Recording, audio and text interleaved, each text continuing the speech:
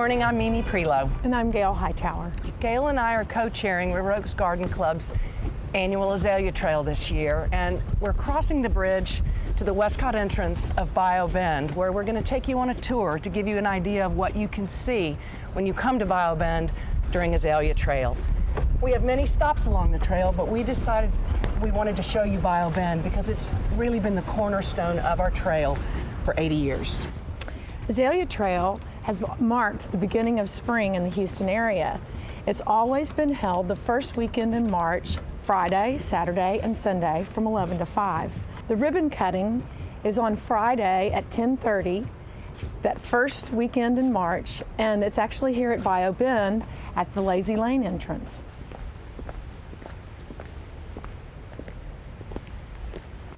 This is Stephanie Fox. Stephanie is our Bayou Bend Garden Chairman for the River Oaks Garden Club. Tell us a little bit about this garden. Welcome to Cleo Garden. This is one of the first gardens that Miss Ima planted and designed in a parterre design. What does that mean? What is a parterre design? Parterre was a formal garden design that originated in 16th century France. It's geometric and symmetrical. Here we planted boxwood, it's outlined in boxwood and filled in with azaleas and annuals. So tell us a little bit about the statue. Cleo is the muse of history, and throughout the gardens you'll see many sculpture that Miss Ima collected and placed in certain parts of the garden. Miss Hogg loved history, she loved music and architecture, and throughout the gardens you'll see sculptures that reflect different mythological characters and muses. I noticed the provisionals are back here working. What do you all do to get the gardens ready for Azalea Trail? Our new members, who are the provisionals, work in the gardens for 2 years at Bayou Bend. We start in September and work through May. We meet every Monday and we weed, we plant the annuals, we deadhead flowers. It takes a long time to prepare for Azalea Trail, so we start in September as we work in the gardens, and then we really do a lot of work right 2 weeks prior to Azalea Trail. So our provisionals are really busy working and making everything really beautiful for Azalea Trail. And why are you deadhead? I mean, that means pulling the flowers off, right? No, what it means is you're just pinching the tops of the flowers off so that we'll have more blooms for Azalea Trail. So even if they're blooming, you're pinching them, you're taking them off? We are, and I know that's hard to imagine that we would do that, but I know it's, but the provisionals, we deadhead because it promotes new growth and promotes more flowers. And so how long between the time that you deadhead and the time that the flowers come back out? I mean, Well, we're going to be deadheading these probably Monday, and Azalea Trail is 2 weeks from today. Oh, wow. Thank you, Stephanie. Y'all have a great day. Thanks.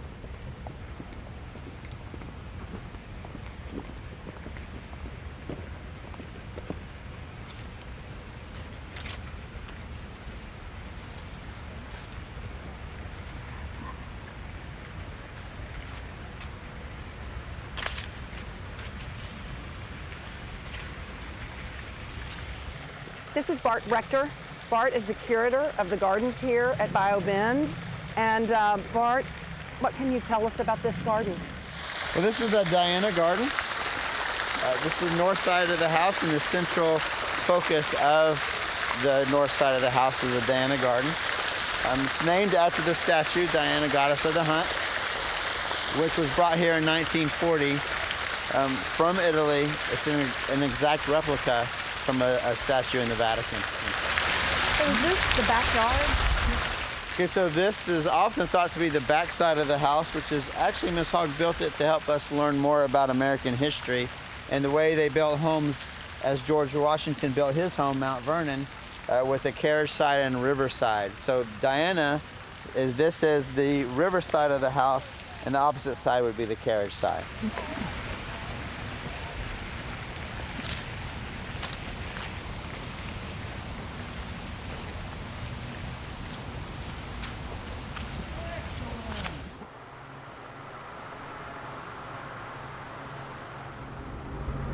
This is the Euterpe garden east of the Diana garden, which we just left. Well, Bart, there's some huge trees in here. Is there anything notable about these? It's a good question, because Miss Hogg loved trees so much that when she built the home, no tree 10 inches in caliper or larger was cut down. And because of that, Bayou Bend has 7 champion trees to Harris County on property. This sycamore is one of them. And then throughout the rest of the remainder of the garden are 6 more very large trees of their kind to Harris County. Is that what designates a champion tree? Is the size of the tree? Correct. So good. So you would measure the width of the circumference of the trunk, and the height, and then the canopy of the leaves and the limbs. So this is the Euterpe statue. This is the third of the statues that we've been looking at so far this morning, and she's the muse of music. Miss Hogg picked her to represent the future. Miss Hogg felt that music played an important role in our futures.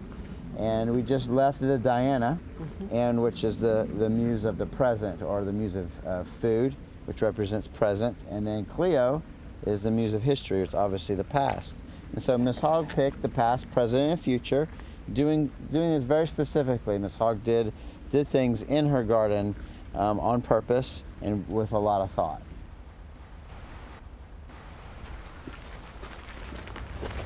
Let's walk this way up to the Carla garden. Okay. Why is it called the Carla Garden? During 1961, we had a Hurricane Carla. Hurricane? Yes, and so it took out a lot of trees, and instead of planting new trees, Miss Hogg built a small little garden to sit, and so she named it the Carla Garden.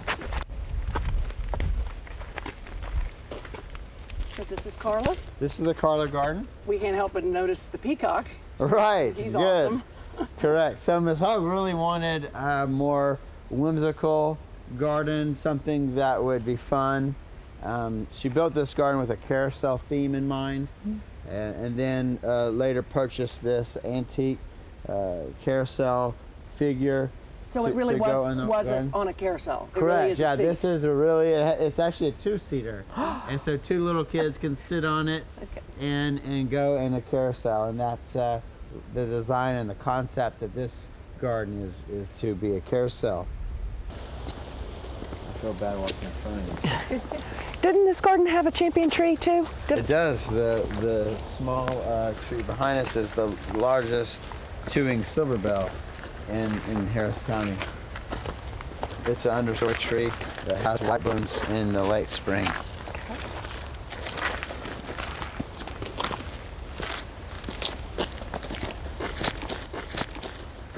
And last but not least, in the Euterpe garden is this group of azaleas. It's very important to Bayou Bend and to Houston. This is believed to be the first planting of azaleas in Houston. Miss Hogg planted 7 azaleas originally, and the name of this azalea is Omurasaki. See the color right there. Yeah, it's a real pretty purple. They did so well the first year. Miss Hogg bought over 200 more the second year and planted them throughout the garden, and then planted more and more and more. And so that's why we have so many azaleas in our gardens, because of this grouping right here. That did so well. Right.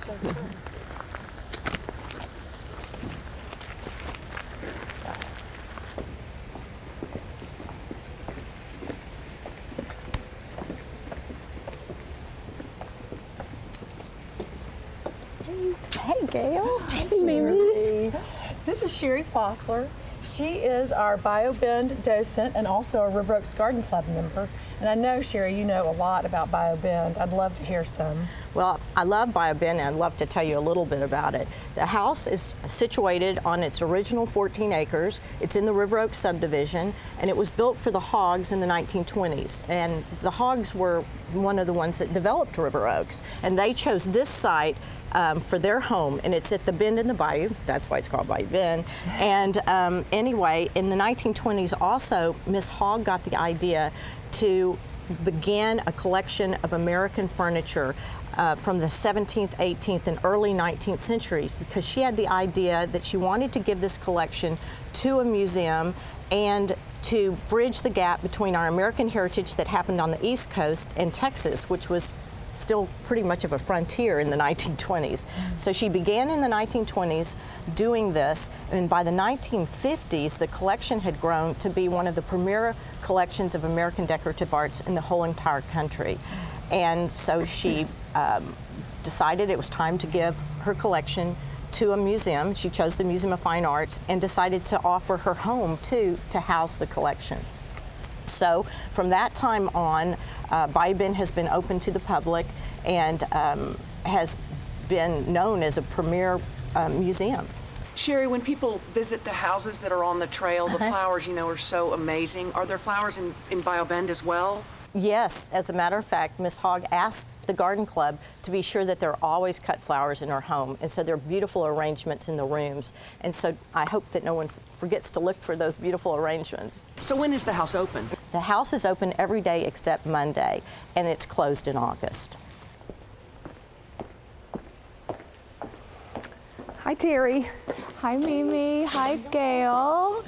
This is Terry Smith, and Terry is the current president of River Oaks Garden Club, and this garden brings back memories for me because it was the garden I worked in when I was a provisional. Me too. This was my first garden, and it was actually the first garden landscaped at Bayou Bend in 1928. And it's just a beautiful, beautiful spot. If you look around, you can look back at this beautiful ironwork on the building and see the lyre and the scrolls, and then these Japanese boxwood reflect the scrolls, and the lyre you can see again repeated in the chairs, and that was all about Miss Ima's love of music. And she loved to sit in this garden. We have members that remember sitting on that porch with her and visiting with her about her plans for the garden, and it's a really special place. Well, are the gardens, do they look the way they did when Miss Ima lived here? They do, pretty much. We're a historical garden, so we really try to keep things just the way she would have had it. Something new that we did this year was we added these pansies. Miss Ima would have had seasonal planting all year except in the summer when she went to her summer home. And we had dwarf mondo grass in there for a long time, so that's something that we brought back. Miss Ima entrusted the gardens to us in 1961.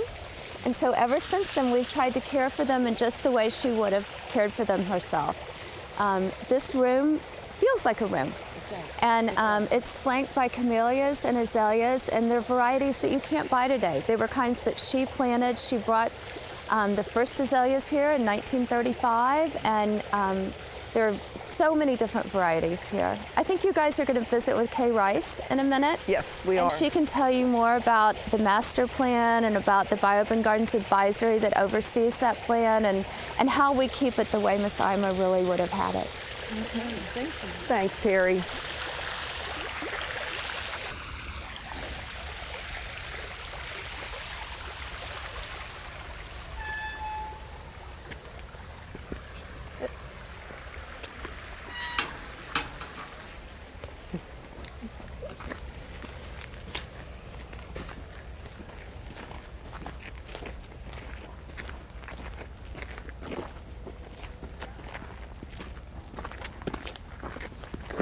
Hi, Kay.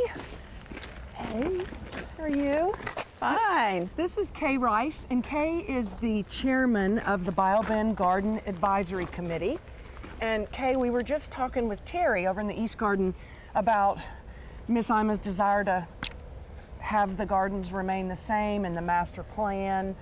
So would you tell us a little more about that? Well, the master plan was first commissioned in 1994, and then the committee decided in 2007 it was time to review and update the plan.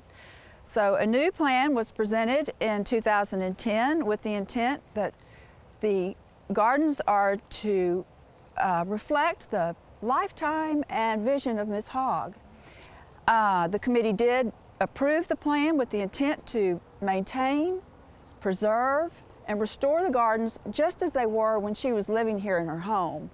And our plan consists of historical references to all the gardens. We have a record of all of the plants that she purchased, every bulb camellia, azalea, even packet of seeds.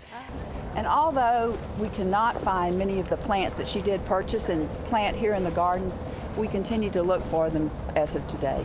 Can you find them? Or Yes, we do find them. Just recently we found a Camellia japonica in Louisiana. Oh, wow. And brought it back with us.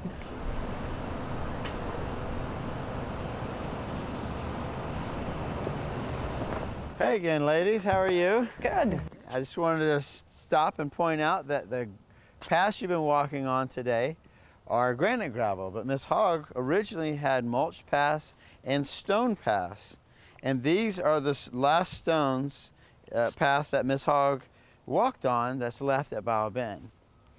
And She put these down. her gardener and her put these down. And if you notice, they're really close together.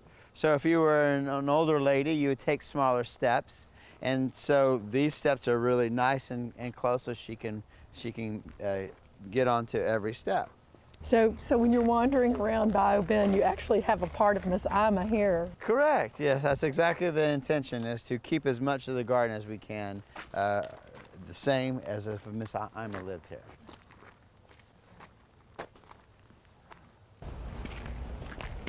Good morning. Good morning. Welcome to Butterfly Garden. Oh, thank you, Bitsy. This is Bitsy Hale. Bitsy is one of the River Oaks Garden Club volunteers that works every Monday at the greenhouse.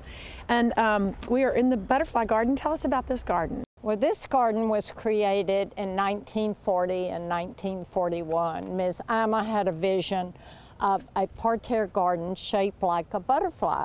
Well, the first garden, the outline of the parterre was, she called it Chinese grass. We call it mondo or monkey grass now. And the wings were composed of yellow and purple pansies. Well, in 1945, they came back in and put the boxwood as a parterre, and we have 4 different color azaleas growing here. Now, the problem has come up. They don't live forever. They have to be replaced. And some of the azaleas in the gardens overall, you cannot buy on the commercial market anymore. So what we've had to do on the surviving azaleas is take cuttings and propagate off of what is in the garden. And then we've had to locate some. We have some cuttings coming from a man who has the missing azaleas in his private garden. So he is taking cuttings for us, and we will grow azaleas from there to replace the ones that we lose. How long does it take from when you take a cutting to when you can actually put it in the ground? Probably 2 years. You know, we take the cuttings, move them up into different size pots, and when they get to 1 to 3 gallons, we can, depending on which garden they're in, as to what size. So, and we fertilize these azaleas 3 times. We'll fertilize them in April and June and July, and then we prune them right after they bloom. And you want to be sure not to prune your azaleas after June. Otherwise, you cut the blooms off for next year. You'll just have a healthy looking green shrub. So, Well, I noticed these are very manicured. yes, and there are 2 ways to prune the azaleas, like a hedge, which this is done for the parterre effect. And then there's cloud pruning, where you go in with hand pruners and you cut each branch by itself. And what you're trying to do when you cloud prune is open up the middle so sun can get in the middle and you have growth from the middle of the azaleas and not just have sticks coming out of the ground with leaves on top. I think I have some sticks. As we proceed into the woodland area next to this garden, it gives us an opportunity to look into the ravines. We have a network throughout the property, and it drains rainwater from the neighborhood through Bayou Bend into the bayou. And of course, we had a terrible erosion problem, but Bob Ross, a previous garden administrator, came up with the idea of recycling driveways that were being torn up and had the contractors deliver the concrete here, and he and his gardeners built retaining walls all through the property to reinforce the banks of these ravines, and it's just beautiful. And it doesn't look like concrete. It ages, and he turned it upside down. They didn't use the smooth part. So we're very proud of our ravine work and the erosion control that has gone with it.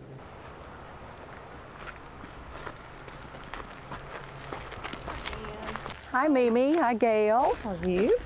This is Ann French, and she is a co-chairman of the Bayou Bend Garden Endowment.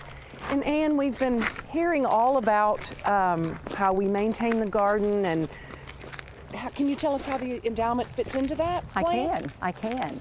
In 1966, the River Oaks Garden Club and the Museum of Fine Arts Houston met to establish the Bayou Bend Gardens Endowment, dedicated to the maintenance, improvement, and preservation of the gardens.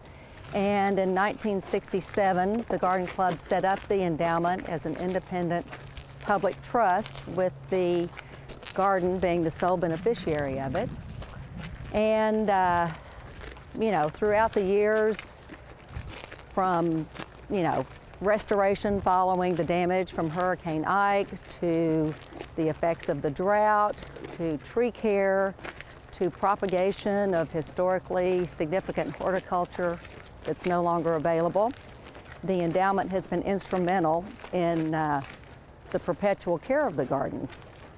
The hands-on maintenance of the garden club and generous supporters of the endowment, as well as some of the proceeds from Azalea Trail, help to keep the endowment going and ensure that these gardens will be available for enjoyment for many future generations of visitors.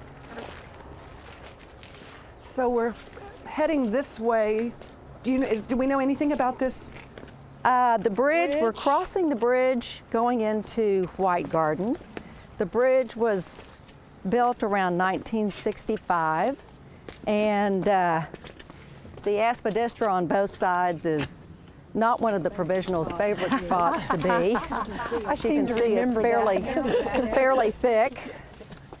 And White Garden is named for the white, and of course green, plant material in it. Over here we have two small deer statues with a plaque, also a garden bench over there that Miss Ima placed here in memory of her gardener of 30 years, Alvin Wheeler.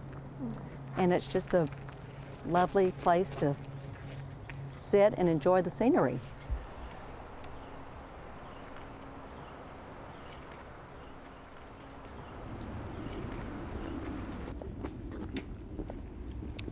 Well, we hope you've enjoyed your tour this morning of Bayou Bend. What we've shown you is really just a snapshot of what is available to you when you come back, when we hope you come back during Azalea Trail. You'll recall that we started at the Westcott entrance down over here, and we are now headed this way towards the Lazy Lane entrance, where our ribbon cutting ceremony will take place. That will occur on Friday morning of the trail at 10:30, and once that ribbon is cut, Azalea Trail is officially open. And don't forget, there are 4 private homes that are also on the tour, as well as Rienzi, which is right around the corner, and the Forum of Civics building, which is also the home of the River Oaks Garden Club. So we hope you'll join us on the Azalea Trail. See you on the trail.